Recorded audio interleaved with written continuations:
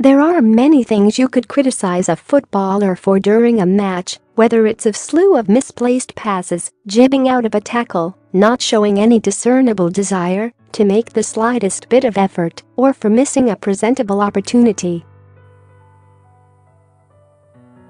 One action on the football pitch that is beyond criticism, however, is scoring a goal.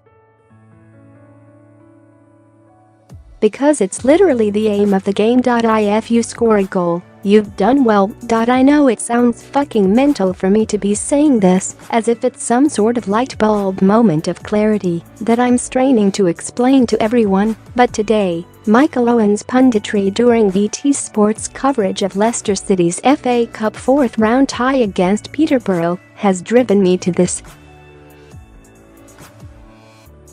Because, you see, Michael Owen, film snubbing, horse loving, about as interesting as someone else's holiday photos football pundit that he is, decided to criticize Leicester striker Kelechi Iheanacho for actually scoring a goal this afternoon. Iheanacho bagged a first-half brace for the Foxes, with the second goal coming courtesy of a lovely, caressed finish into the bottom corner from 20 yards.